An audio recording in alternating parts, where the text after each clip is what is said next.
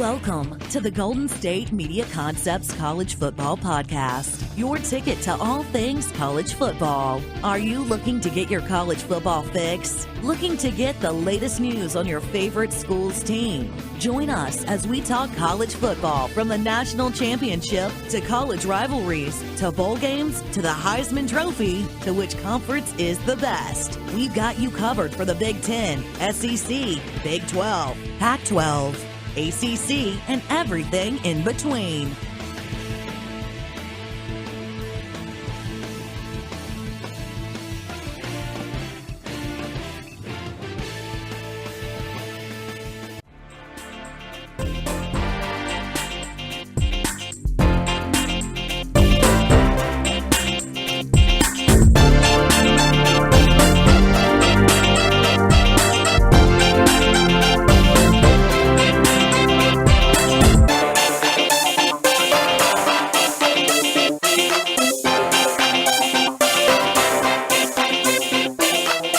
What is up? Welcome into the GSMC Football Podcast. I'm your host, Tom Dougherty. And of course, that means this is the college football edition of the GSMC Football Podcast, always brought to you by the GSMC Podcast Network. We have some news from college world to bring you here today on the show on a Wednesday. And of course, we're post-draft, so as much as my draft ranting I want to do, I might, well, you never know. I'll find the time. I'll find a way to fit the draft in there, of course. Last show we went over all the different schools that were winners and losers. That, I don't know what you call them, winners and losers. They're losing good players.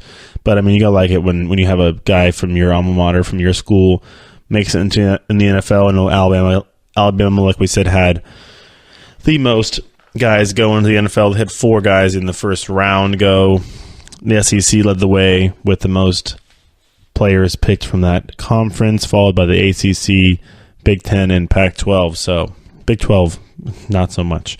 We had a bunch of small school guys go as well. So, but in this show, we're really talking about the ESPN. There's been some rankings coming out. We have obviously a lot of way too early rankings come out.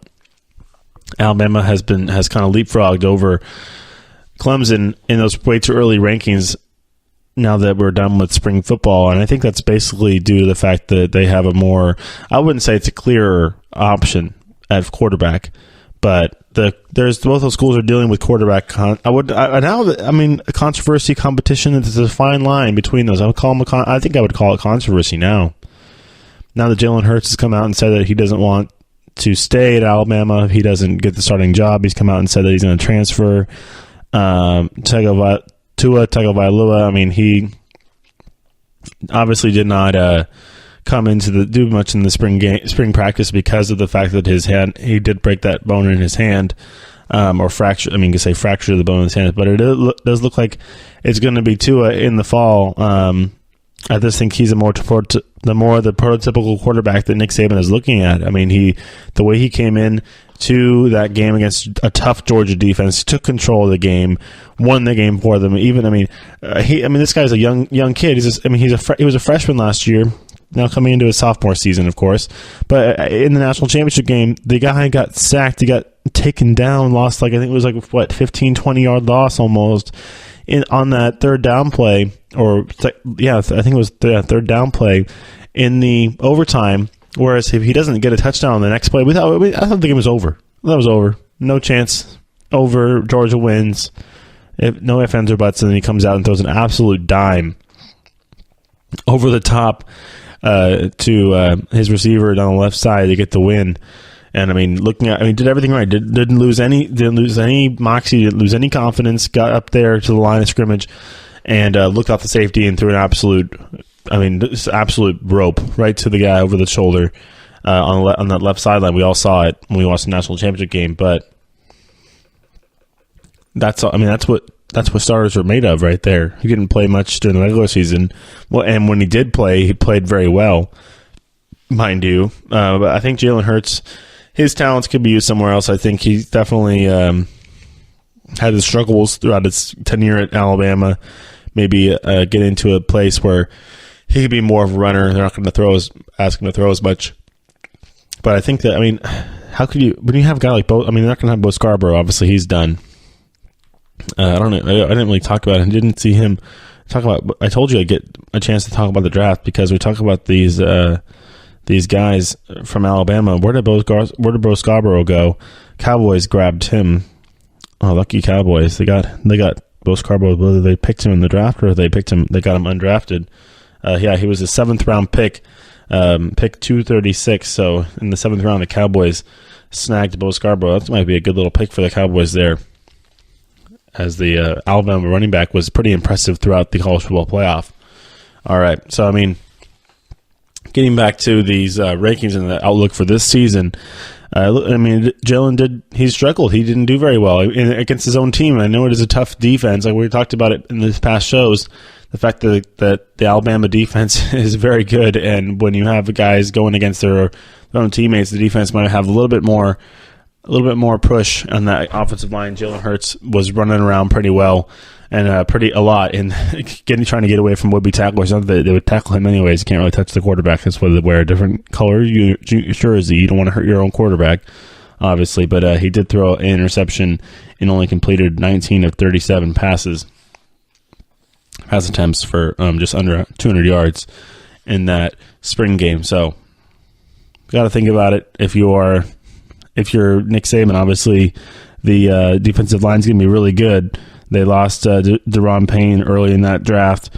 Deshaun Hand also left, but it looks like that they got guys like Raquan Davis, Isaiah Buggs, and Quentin Williams who are looking darn good this spring. A big reason why Jalen was probably running around behind in that pocket a lot during the spring game. But this Tide defense looking like they're going to be another great Nick Saban defense. All right, the reason why I think Clemson dropped to number 2 is because of the uncertainty quarterback, the fact that they already have a starter who, is fighting for just keep his spot, just like Jalen Hurts is. He didn't have anybody usurp him during the season like Tua did in the national championship game, but Clemson has a guy named Trevor Lawrence who came in, graduated high school early in December, came in, played spring ball the past few months, already enrolled in the school. Early enrollee, and when you're an early enrollee, you're putting up balls I saw him watching him in the spring game. He threw. This guy's throwing dimes, absolute ropes over the top of the defense. They're dropping right in the bucket. He is the number 2 recruit overall in the ESPN 300 ranking. So Trevor Lawrence is all. He's going to get his chance to start for Clemson at some point. It's just when is it going to be? Is it going to be this season? Maybe next season? Kelly Bryant is a senior this year, so it would be kind of tough for him to take on take the back seat to the freshman if he's not able to keep up his stats. He did not fare very well, just kind of like Jalen Hurts did. We're seeing the same kind of trend here, but Jalen Hurts did not do well in the spring game. Kelly Bryant didn't do that well in the spring game either, and Trevor Lawrence did pretty nicely in his limited duties. But it was he went 11 for 16 for 122 yards in the spring game. So, he's definitely showing off that he can pretty much do everything. He's 6'5", 205 pounds. He broke all of most of Deshaun Watson's records from high school. Both those guys going to school in Georgia. So those Georgia State records were up for grabs, and Lawrence definitely grabbed those when he had a chance to do it. Now we're going to go down the line as we're looking at the rest of the top 5 here, Ohio State and Georgia.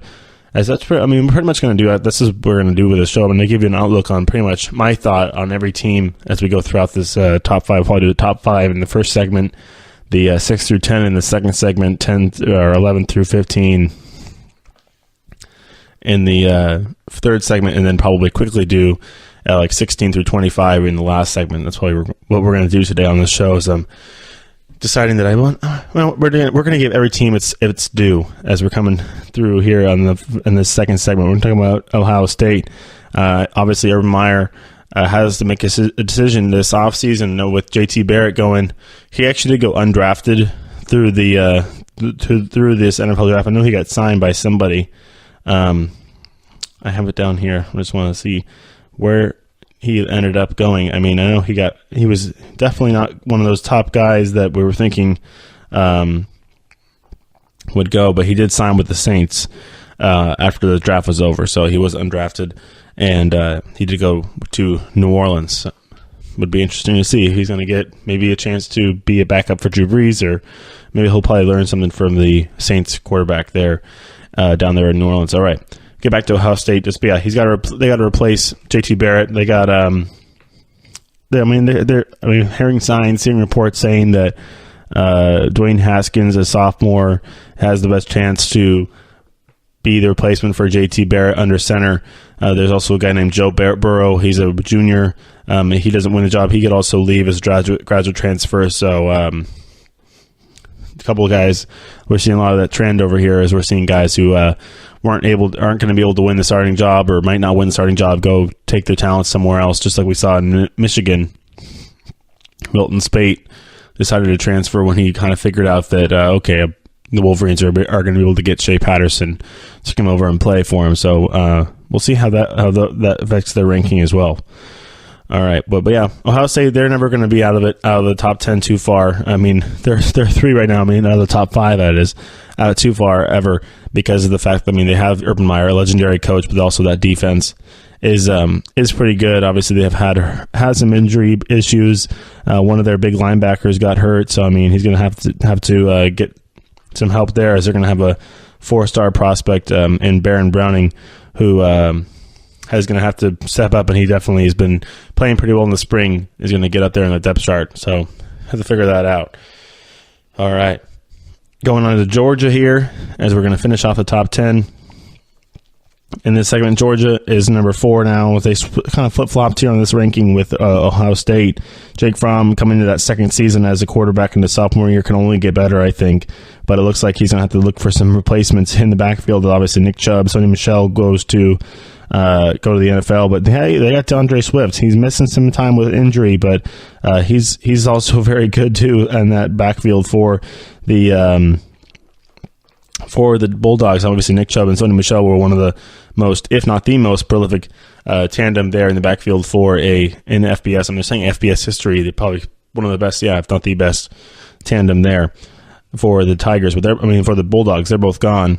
It's going to be DeAndre Swift and Zamir White, the number one tailback in the ESPN 300. Who is also recovering from an ACL injury. So have both their sprinters, both their runners in the backfield coming off injuries, but I'll have to figure that out, as they also have some young receivers coming into there, as they got to figure out the old chemistry between Jake Fromm and their receivers. It's Jason Stanley, Jeremiah Holman, Tyler Simmons, and Trey Blunt, as they look to become more consistent and get back on that same ground as they were last year, getting into the national championship game. On defense, like I said, their defense was pretty good last year. Obviously, they had Roquan Smith in the middle there. He goes to the Bears in that draft. They got DeAndre Walker and Walter Grant, who could be guys who can start on the outside for him. And then Monty Rice was a guy in the spring who really emerged and is going to be a guy to think about as a playmaker coming into the season. All right, last team on the top 5 as we go into the break here. Oklahoma is number 5. Baker Mayfield, obviously number 1 pick overall, goes to the Browns. He's going to be replaced likely by Kyler Murray, who was the guy who transferred from Texas A&M to.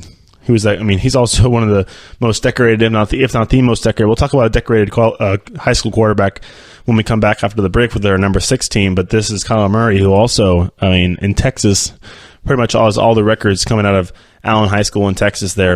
If you don't know what Allen High School is, look at Allen High School football and look up what their stadium looks like. It's crazy. I've seen college stadiums not as nice as this is high school football, and Kyler Murray has been in the spotlight for a long time. He's definitely the best candidate to replace Baker Mayfield. But remember, he's a guy who's also batting cleanup, playing center field for the baseball team. He's a very talented guy. So you're looking at another guy named Austin Kendall, who's also narrowed the gap due to the fact that Murray has been doing double duty and kind of having to miss some time, maybe losing some of his chance to be the starting guy for the Sooners. Austin Kendall jumping in there in that conversation. On the defensive side, they need to figure some stuff out. Obviously, Lincoln Riley, offensive coordinator, now head coach, he's going to figure out the defensive side. They're going to have a lot better options there, as he's working on guys like Amani Bledsoe and Kenneth Mann to mature a little more this season and become better guys on the defensive line. Obviously, they have some guys coming in as well, freshmen, another early enrollee coming in, Brendan Radley Hiles coming in, and he's had a nice spring. So if you are a Sooners fan, some outlook there, some things to look forward to. You got some young team coming that could be pretty spicy coming into the season. So look at that, and we'll then cover the 6 through 10 teams when we come back from the break just after these messages.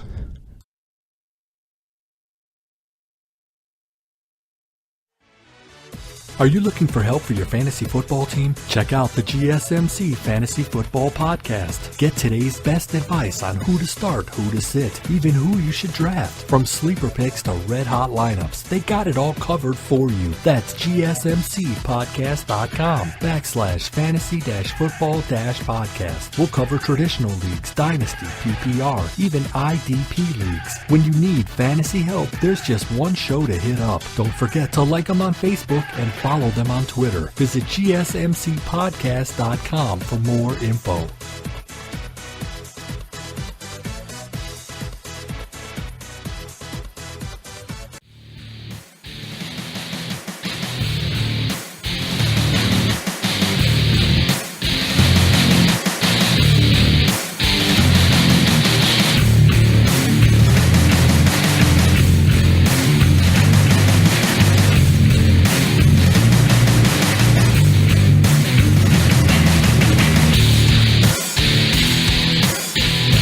All right, welcome back. GSMC Football Podcast, the college football edition, as we go through these rankings, the way too early top 25. Washington coming in at number 6 here on these rankings. Obviously, I've said we're talking about another quarterback that broke all sorts of records in high school, just like both. I mean, there's a bunch of quarterbacks out there who broke a bunch of records in high school. Obviously, we talked about Trevor Lawrence breaking the record set by Deshaun Watson in Georgia. We had we had what is this? I can't even think of his name. Kyler Murray. It's Kyler Allen. He went to Allen High School. Kyler Murray breaking all the records in Texas. And then in California, it was Jake Browning who broke all the records for high school quarterbacks. He goes to Washington now, obviously coming into his senior season. He's almost done, and we'll see how his draft stock will improve, or he hopefully improved. Last year he played pretty much. I would say the thing is, I know Jake because I went to high school with him, so it's kind of the name drop a little bit there. But he has had some shoulder injuries. Got beat up a little bit in the Alabama game. He obviously was in the Heisman conversation during his sophomore season. Got his team all the way into the college football playoff against the Crimson Tide. Got beat up in that game against Alabama, and then came back his junior season and didn't have as much arm strength, as much behind the ball, so he couldn't really try the ball as much as he wanted to. This year he's coming back completely healthy. He's got Myles Gaskins at a tailback to offset some of that pressure there.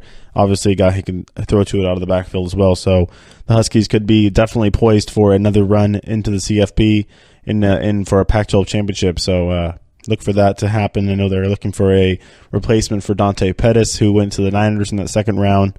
They got another guy named Chico McClatcher who is going to could help in that slot receiver role for Jake Browning. I mean, I know a lot of the guys he had receivers for in high school. Not a lot of them went to D1 schools. I mean, he's got now these D1 receivers guys coming into out of high school into Washington, good enough to play D1 and Pac-12. I mean, he can make pretty much anybody that good. That's how good of a quarterback Jake can be.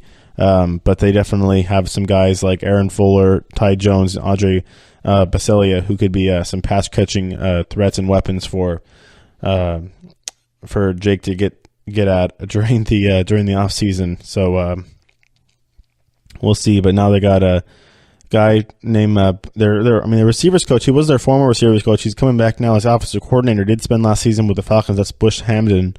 So he's looking now as the defensive backs coach. Jimmy Lake was now promoted to defensive coordinator. So some coaching shuffles there for Chris Peterson's staff.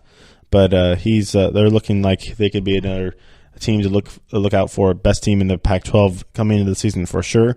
At number 7, Washington. You got Alex Hornibrook with Jonathan Taylor as the tailback there, setting a bunch of records last year. They got all their linemen coming back.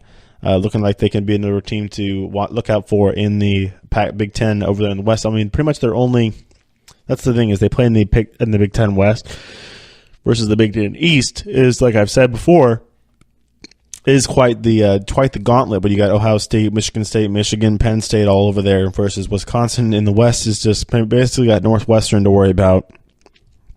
I mean, we'll see how Nebraska does with Scott Frost in his first season, but it looks like that Wisconsin could be Wisconsin could be a team that could again fight for another Big Ten championship, as they weren't able to get it last year, losing to Ohio State in that title game. So it's interesting how all those teams in the West will go against Wisconsin, and also the teams in the East battling against themselves. I know Wisconsin's schedule.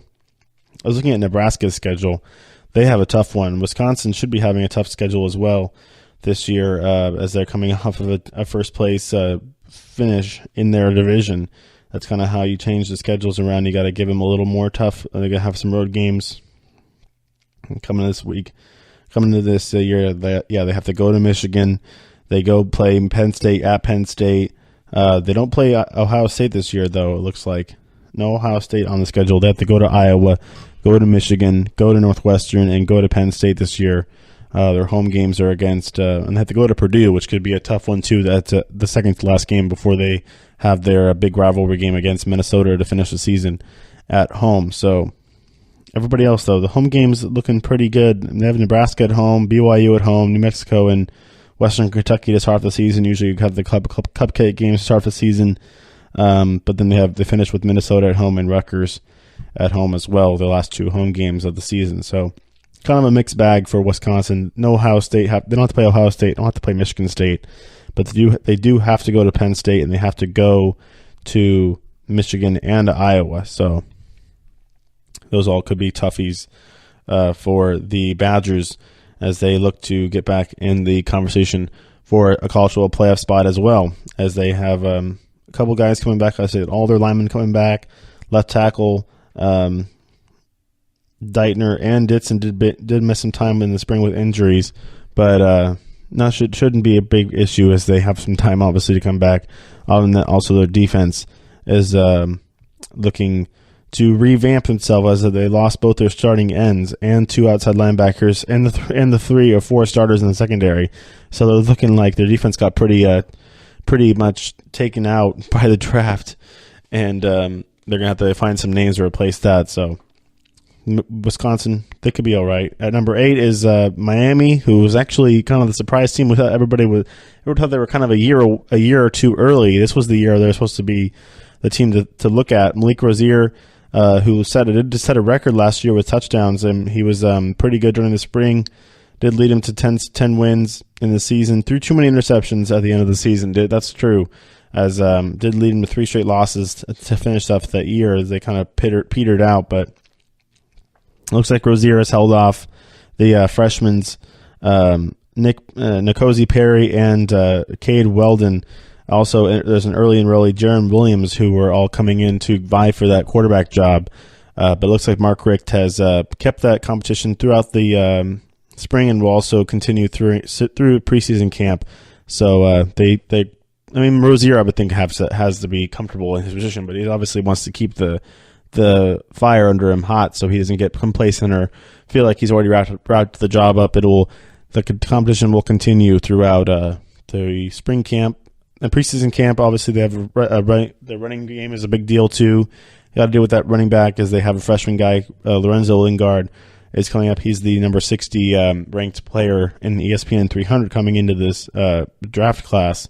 This recruiting class, not quite draft yet. Recruiting class. He did enroll early, and he'll be able to help right away as a freshman coming into the season. Their defense was a strength last year. Obviously, the turnover chain was a big deal with that ball hawking secondary. Their defensive line also was a big deal as they have to revamp it now. All these guys, Chad Thomas, RJ McIntosh, and Kendrick Norton all went to the NFL, have to be replaced. And they had another guy, DJ Johnson, who is a highly regarded to end, has transferred to Oregon. So it looks like that they're going to have to do some work. Also, they lost one of their defensive line coaches as he goes to Alabama. So it looks like that they're trying to get some guys. They have a former Florida player. They got some other guys coming over from other teams and guys who missed last season due to injury and off-season issues, so off-field issues. So it looks like they're going to have to revamp that defensive line. That'll be a big question mark for them coming into the season. All right, last two teams. Michigan State is coming in at number 9. As they look to get, they had a kind of a surprise season last year, a little up and down, but they finished off 10-3 after a terrible year in 2016. But they're looking like their quarterback is going to be a guy they can get behind. Obviously, Brian Lewerke was better last year. Coming off of a pretty bad season, but he became the first quarterback at Michigan State to throw for more than 2,500 yards and run for 500. They also have a good tailback, L.J. Scott, who coming back for he ran for more than 2,500 yards in 3 seasons, which is pretty nice. So obviously they have another some talent also on the outside. Felton Davis III will lead a good receiving core as they will try and get that offense, that air raid, not the air raid, but the passing game down. They're pretty much a pro style with Mike D'Antonio running that offense, pro style offense there at Michigan State. Number 10, actually Michigan jumping up to number 10. They weren't expected to be that good this year, but now with the coming now with the allowing Shea Patterson to make that trade or make that transfer over from Ole Miss and not have to sit out a year. He's going to be able to play this year. He's going to be eligible. And he threw for almost 2,300 yards last year with 17 touchdowns before getting hurt last year at Ole Miss, and is going to be one of the more athletically gifted quarterbacks. I thought Jalen Hurts would be a guy to come over and play for Michigan if he didn't get a chance to play at Alabama this year, but it looks like that Jim Harbaugh will have his guy in Shea Patterson. First time he's going to have a guy who's really this gifted athletically to have as a quarterback and be able to get under Jim Harbaugh's tutelage. It's been one knock on Harbaugh in his time at Michigan. He hasn't been able to get that quarterback where he wants it to be. The quarterback position has been a question mark for the Wolverines throughout the time he's been there. He's obviously had some injuries. They had a guy who played defense, played both ways, going their third string quarterback. So had some definitely some issues. But now the fact that Patterson has, they did obviously expect him to move over and play quickly. But now they're up in the 10th position, as they think that Patterson will make a big deal for the Wolverines offense. Not going to fix everything, but they got to be able to have a quarterback to start somewhere. All right, final team. That was number 10. Michigan number 10. So as we are going to save the rest of them for number 11 for the next segment here, as we're going through the top 25 on this ESPN list here. I'm just going over and giving you my thoughts. Obviously, I think Michigan, I was actually kind of surprised. I was giving my thoughts on what's going on here. I thought Michigan was a bit high to start off. Maybe they thought that they always thought that these who are put the rankings together thinks that they're going to be getting Shea Patterson. Obviously, they did. So they have Michigan up there at number 10. I would probably drop them a little bit lower, maybe to 15, probably, because they figure out, I think West Virginia, who I see coming up here on this list, is a little bit better. I like Michigan State being up there, getting those Big Ten schools some love. I think Stanford will figure their stuff out with KJ Costello. I think they're a little low. We'll get to them eventually on this list. But they need to figure that stuff out. Obviously, with Bryce Love, I think they should be up there, maybe number 10 instead of down where they are now. But I'll give you my thoughts on that when we get to that. When we get over to those picks, over to those rankings there. As there is, obviously there is the AP rankings. There is everybody has their own rankings and wants to give their thoughts on what's going on in college football. Even though we're just in the beginning of May, as we're getting at the end of spring ball here, or we're through the end of spring ball here and getting into the preseason practices over the end of the summer, and then we're going to get into some real football, which is always nice.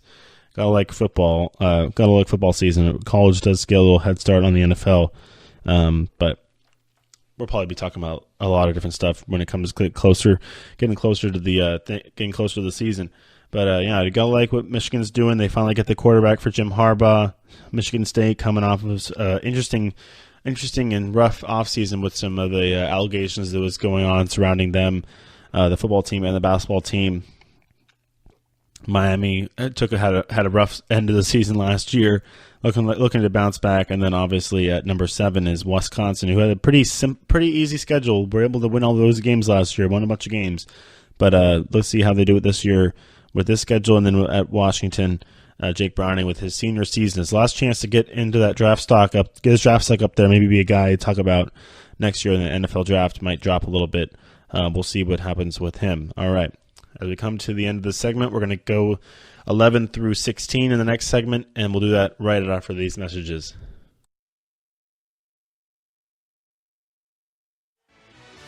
Check out the show that's built on the MMA. From the UFC to extreme cage fighting, they got the fights covered. Check out the GSMC MMA Podcast. Get the latest news on past or upcoming fights. Join us as we talk to and about some of the biggest names in the MMA, past, present, and future. When it's the fight game, there's just one show to check out. GSMCpodcast.com/MMA-podcast. Don't forget to like them on Facebook and follow them on Twitter. Visit GSMCpodcast.com for more info.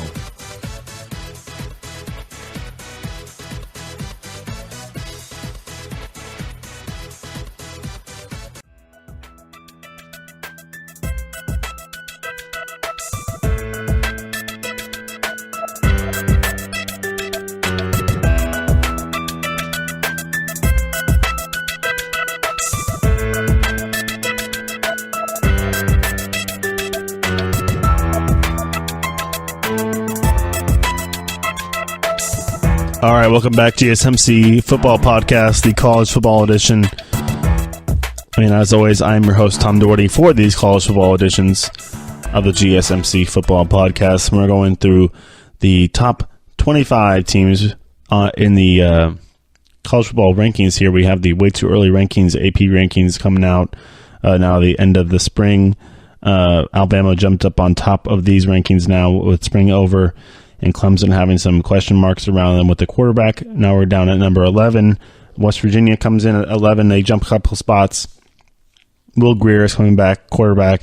Has a lot of weapons on the outside, one of the deepest receiving core, and they also returned 4 of their linemen. So you'll like that, keeping the offense together, keeping that rhythm, and that all that I want to say camaraderie, but it's more like knowing what everybody's going to do, basically.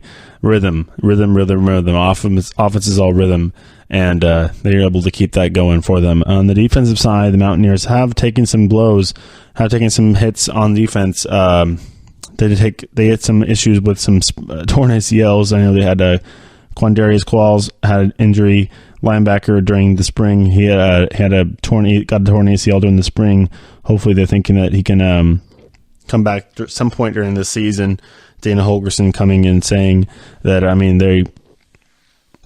need to be able to score. But they need to be able to stop people from scoring. That's the problem with Dana Holgorsen's defenses. They've been a little bit porous throughout his tenure. I know they're going to be getting a graduate transfer from USC. Kenny Bigelow is coming over to replace McDougal at nose tackle, and they have a converted safety, Derek Pitts, looking like he's going to be a corner. And he's going to be doing pretty well during the spring. At number 12 was Notre Dame. They're way up in these rankings, coming all the way up to number 12. Obviously, they figured themselves out at quarterback with Brandon Wimbush, as he's again looking for that starting job. Had some chances last year, but he's obviously Ian Book came in during the Citrus Bowl and was pretty good. But Brandon Wimbush was the guy last year before getting injured, and looks like he wants to get back in that starting position. They are going to have some good stuff on the defensive side of it, though. They got a new coordinator.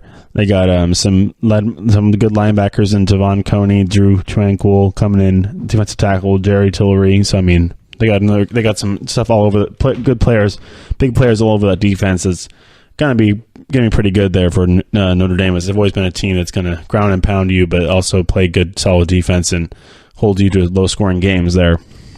Where do they play? They play in South Bend, Indiana. That's where they are. South Bend, Indiana. It's Notre Dame.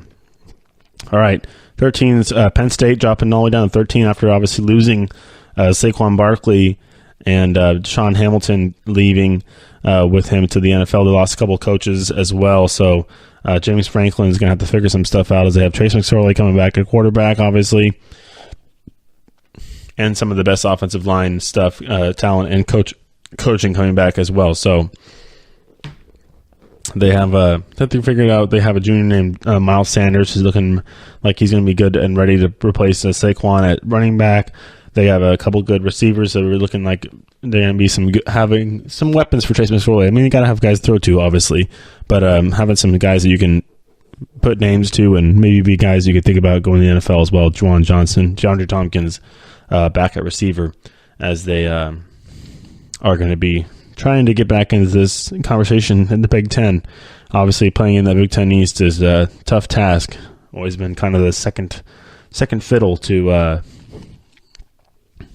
Ohio State, and maybe even third fiddle with Michigan, and even Michigan State in there too. So, but I mean, when you have Trace McSorley, obviously you got a chance. He's a good quarterback. They had Saquon. You think that Sanders can be a guy to get in there and fill in Saquon's shoes just as well. So hopefully they could do that. All right, at number 14 is Stanford, who I think should be higher. I'm a little partial being out here in California. I watch a lot of Stanford games. Bryce Love is really good. KJ Costello is going to be really good. But it looks like that Jack Richardson took advantage of the fact that those guys were hurt. I mean, they had two guys, Davis Mills and KJ Costello, both get hurt and not really play at all during the spring. Jack Richardson came in and went 20 for 30 with 171 yards and 2 touchdowns in their spring game. So did get a scholarship. He was a walk-on and was awarded a scholarship by David Shaw. So, I mean, there at Stanford is an interesting thing with their football team, obviously with the high, rigorous, high demand from the academic side of it being at Stanford. Obviously, it's the same kind of thing in Notre Dame, which is why you got to give these schools kind of props there with some of these athletes who just, I mean, we saw Richard Sherman when he came and told you what their schedule was at Stanford. I mean, they got early morning weights, they got study hall, they got class, they got practice after that, they got to do homework.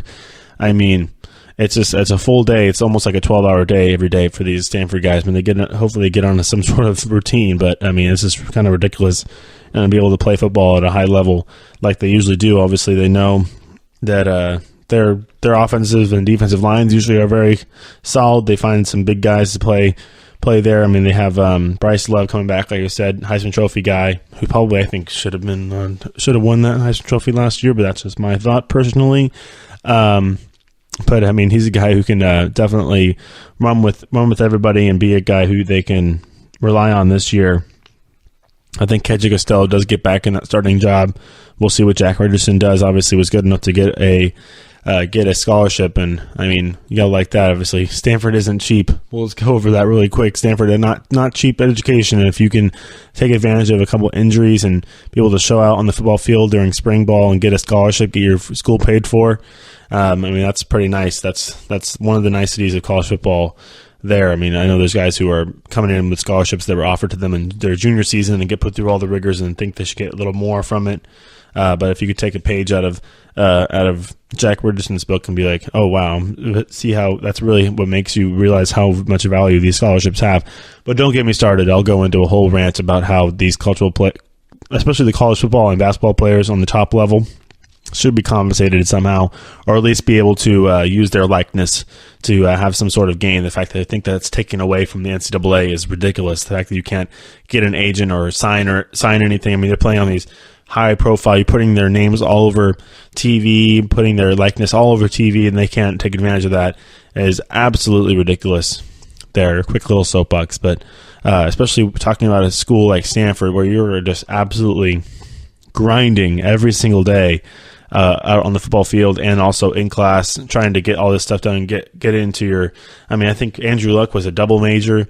I've seen Bryce Love as a human biology major. This guy probably is. I know guys that want to be scientists, wants to be doctors, are going to be guys going to law school. I mean, these are football players. Yeah, we see them every Saturday on TV, but they're also in class, hitting the books, hitting the studying.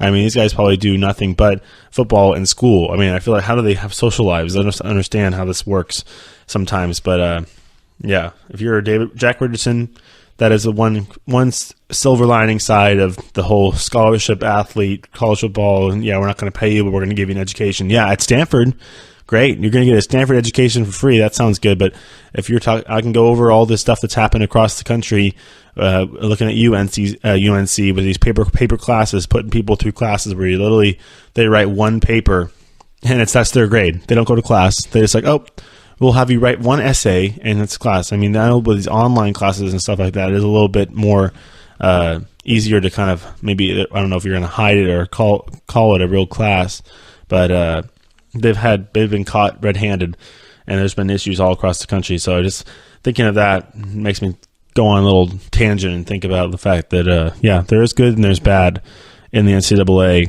And we have a good thing happen over in Palo Alto with David Shaw being able to give Jack Richardson a scholarship after he walked on in and showed out. I mean, showed up and showed out his talents at the quarterback position over spring ball in the spring game. So, I mean, Jack Richardson is a sophomore, 6'5", 189 pounds.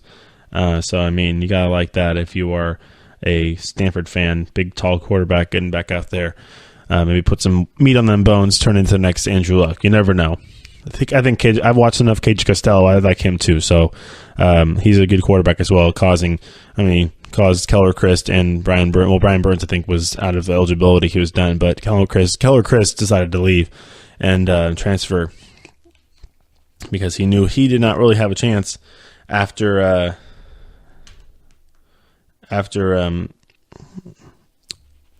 showed up after he got hurt, and then KJ Costello kind of took over that job. Costello's got to be careful though, making sure he gets better and is able to take back his job as Jack Richardson is making it difficult, creating a decision basically for David Shaw.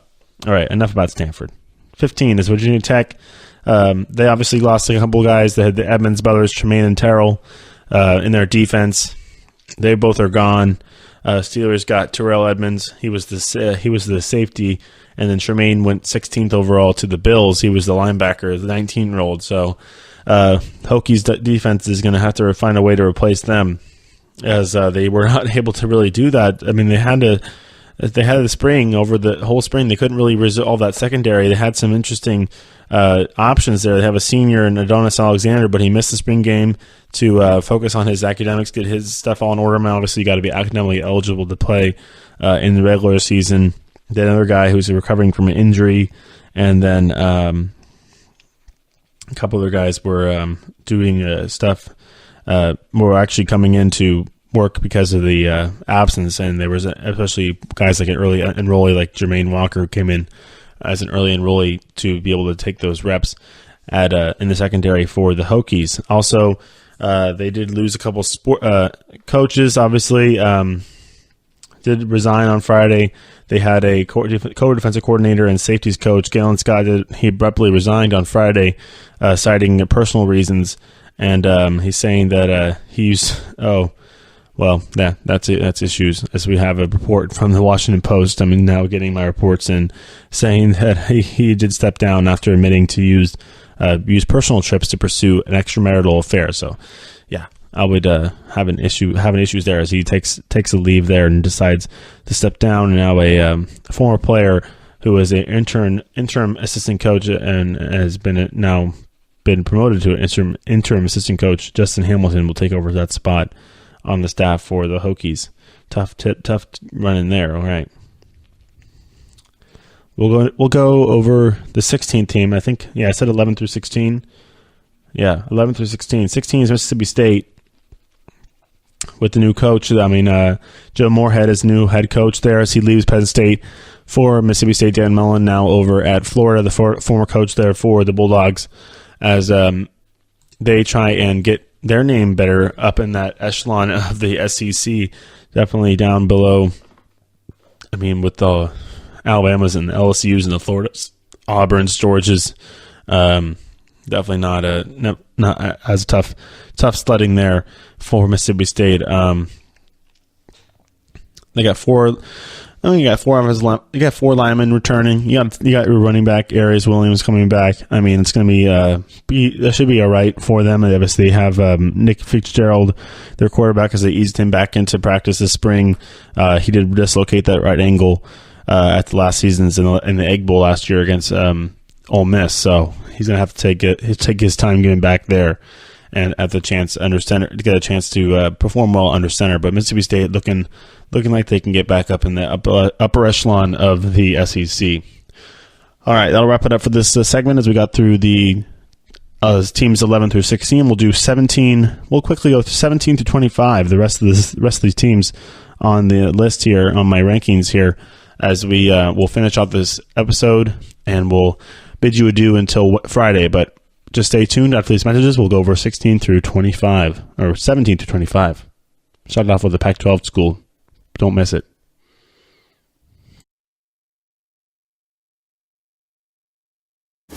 Check out the show built around the women of MMA. From the UFC to the extreme cage fighting, we got the fights covered. Listen. It's the Golden State Media Concepts Women's MMA Podcast. The latest news of upcoming fights, discussions of previous matches. Join us as we talk to and about the biggest names in women's mixed martial arts, past, present, and future.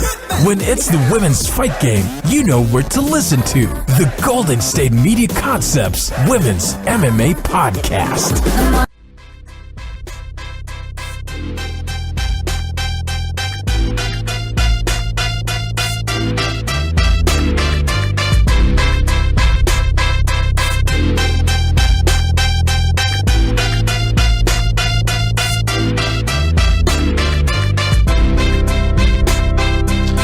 All right, welcome back in. Last segment of the day on a Wednesday. We are going through the new revamped rankings that were released today, post-spring rankings. I'm giving you my takes on where these teams should be. I'm probably giving you. I'm gonna probably come up with my own rankings. They're not going too. They can't be too far off from these teams. These rankings either way. So I mean, AP rankings are pretty nicely done. At 17, they have USC. I think it's a little high, honestly, actually. They were not very good last year. They had Sam Darnold to carry them along last year.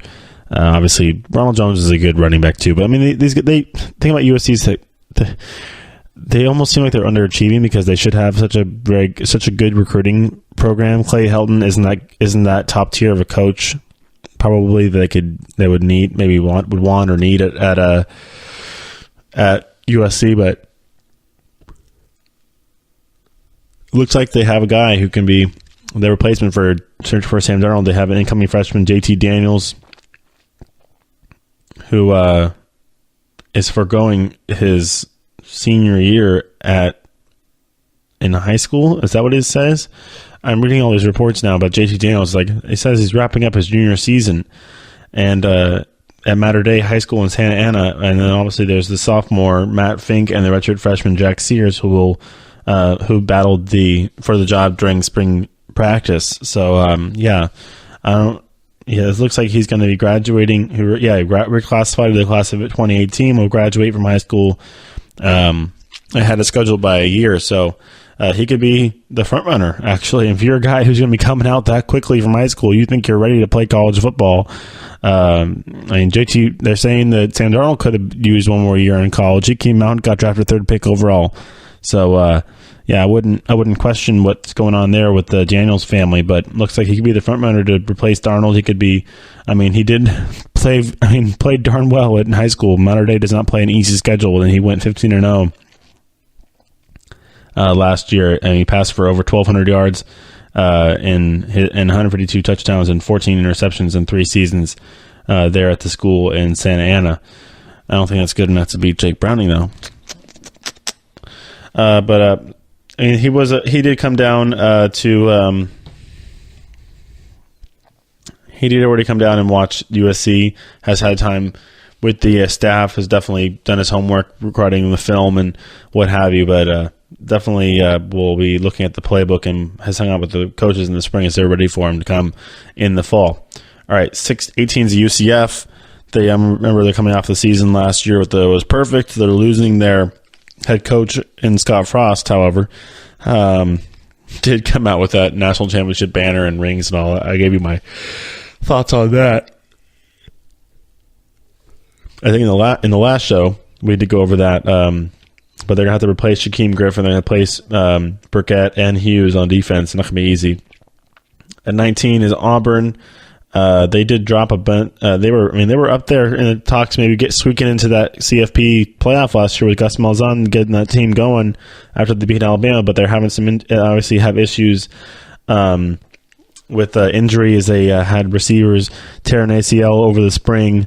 Two of them two tore ACLs in the spring and won't be ready for the start of the season. And also, they have lost, obviously. Losing Kerryon Johnson isn't nice as well. But Jared Stidham, he's still working his way back from that shoulder surgery, as he definitely was limited during the spring. But he should be ready for the start of the season. 20 is TCU. As we're motoring right along here, 20 is TCU, and they're all right last year. Definitely a team in the Big 12, probably one of the better teams in the Big 12. Usually puts their stuff up there, put themselves up there with some good talent. But Gary Patterson thinks he can get himself and that team back into that Big 12 race with Oklahoma. They did have the guy named Sean Robinson. Saying he did enough to solidify himself as his quarterback coming in. He had a nice spring. They have a couple good receivers. With Jalen Regner, Tay Barber, Jalen Austin also in there to become a big option for him at receiver. So got some choices there. They have a nice couple JUCO transfers and tight ends. A tight end, Pro Wells, and then Anthony McKinney also come over from the junior college side and has been making a splash in the springtime. All right.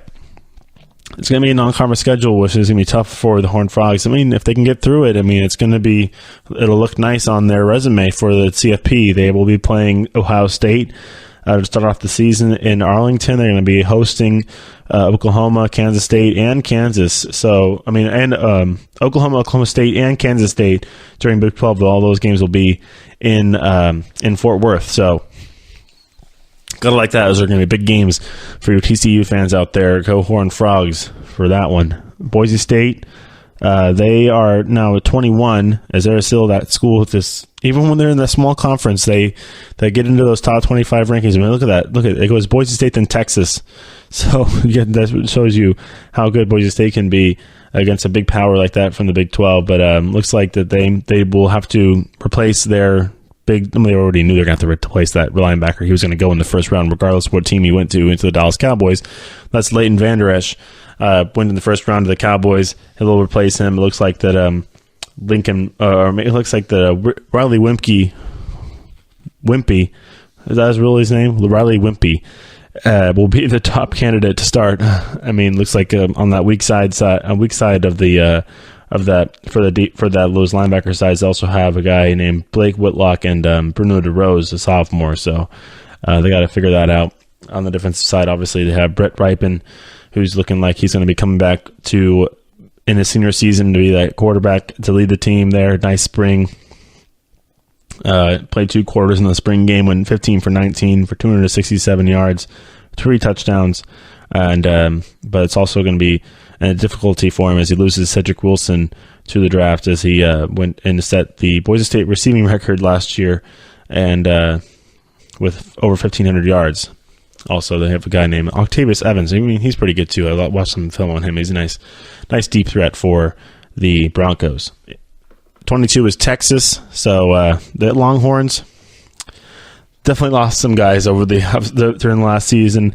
They did lose 6 games under Tom Herman last year, in his first year in Austin. Trying to bounce back from that. They're going to have to have a bounce back year.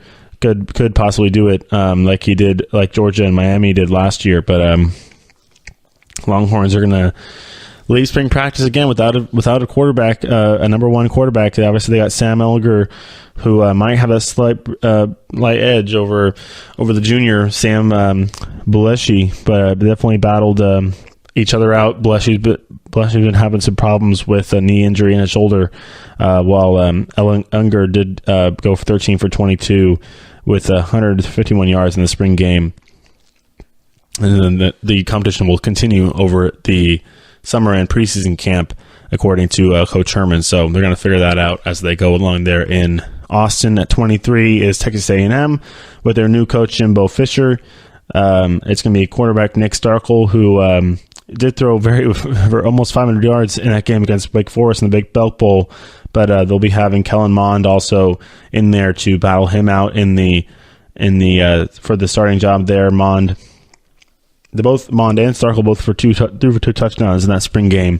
So both are kind of just filling their way out. Maybe still going to have to decide as they go along through with the spring at the end of spring practice, with summer practice and preseason, just like a lot of other schools who are going to be looking at. Obviously, they still have that JUCO transfer, and Jay Sternberger, who I talked about in a show before, the tight end. He's going to be very nice over there in College Station. In Oregon, up in Eugene, Willie Taggart coming over to Florida State. So they're going to be without him. It's going to be a new coach for the Ducks, as they're going to be returning a couple of guys. I mean, Justin Herbert's a good passer. I mean, he is probably the best passer now in the Big 12, now that Sam Darnold's gone, and as well as Josh Rosen. I mean, I think KJ Costello could say something about that.